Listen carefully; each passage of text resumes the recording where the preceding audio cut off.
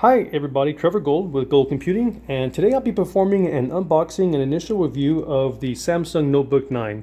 This is the 2017 edition, which was announced earlier this year at CES, and this is the 15-inch model. Well, let's get to it. If you look at the box here, it has a very clean type appearance. It just has the Samsung branding here at the top and the model Notebook 9. If we look onto the right side of the device, it has some Intel branding as well, Samsung branding, nothing on the top, nothing on the left side of the box, and the bottom is where the specifications are located. So let's bring that into view. I'll pause a bit for those of you that really like looking at the specifications. So some key points to mention here is this device ships with Windows 10 Home. The processor, the CPU, is an Intel Core i7-7500U. The LCD panel is 15 inches and is full HD. This has a dedicated NVIDIA 940MX DDR3L video card, has onboard memory of 16 gigabytes, and I should mention that whether you choose the 8 gigabyte model or the 16 gigabyte model, whatever you choose you'll be stuck with, as the memory is soldered onto the motherboard. This has a 256 gigabyte SSD, and the color of the device is light Titan. So let's go ahead and remove the cover and see what is included inside. Okay, there's the device. Let's go ahead and take that out for a moment and let's see what Samsung includes within the box. Here's the Windows 10 Apps Quick Guide, some Samsung branding here at the top of that. They also include a micro USB to USB Type-C converter. It's always nice, good to have more of those. To the side. Let's see what else is included. Here is the charging brick. Has some Samsung branding on there as well. Very clean appearance, very clean looking. There you go. Let's set that to the side. And that's it. Nothing else in the box. Okay, let's go ahead and take off the protective shielding so we can get a good look at the device.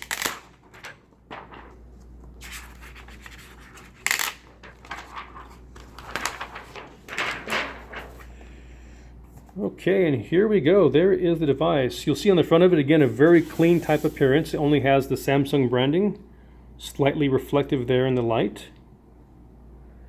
If we turn it around, nothing on the back, or nothing of importance at least. So let's go ahead for size reference for those of you that are wondering how this compares to a MacBook Air. I've got a MacBook Air 13-inch edition here, and let's go ahead and put these together and see what the size comparison is. So if I hold those together, we'll see that the Notebook 9 is slightly longer, but that's expected because it has the 15-inch screen versus the 13-inch screen on the MacBook Air. If we look at all the other sides, all the dimensions are very similar.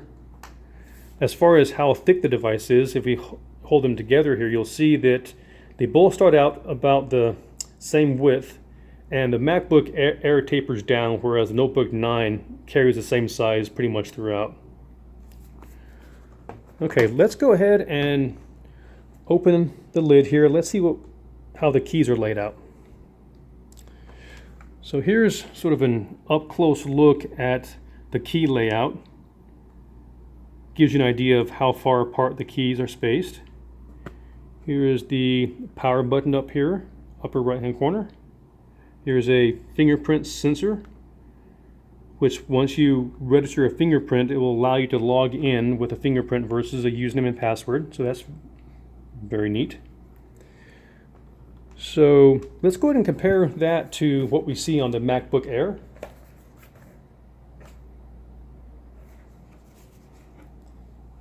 So as we see on the MacBook Air, the keys are actually black in contrast to the casing, whereas the keys on the Notebook 9 are gray, which do also match the casing.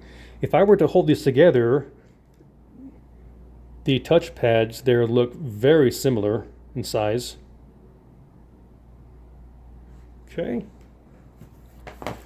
This display, although it has a very glossy type appearance now, I understand that once the device is powered on, that it almost has a matte type appearance, which really helps with glare and that sort of thing in light. Let's go ahead and close the device here, and let's go ahead and do a comparison of the ports that come available on the Samsung device compared to that of the Apple. On the right side of the device, there is a micro SD slot. There are two USB 3.0 slots and a full-size HDMI port. There you go. On the left side of the device, there is one more USB 3.0 port. There is the charging port, a USB Type-C port, which, as you can tell, you can also charge the device with a USB Type-C charger, which is very convenient, and the headphone jack. Now let's compare that with what we have on the MacBook Air. On the right side of the device, you'll see there's a full-size SD slot, there's a USB 3.0 slot, and a Thunderbolt port. Turn that to the left side, there is the charging port, another USB 3.0 port, and headphone port.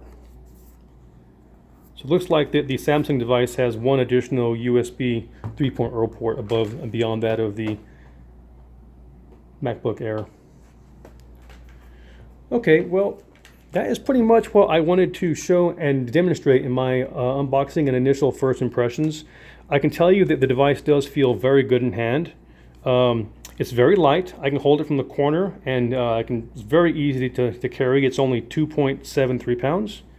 I think compare that to the 13-inch MacBook Air, which I believe is closer to 3 pounds and has a smaller display. So very excited to start using the device and to identify some pros and cons, which I will definitely talk about in my upcoming full review of the device. I think I'm going to go ahead and end the video here. Thanks for watching, and see you next time.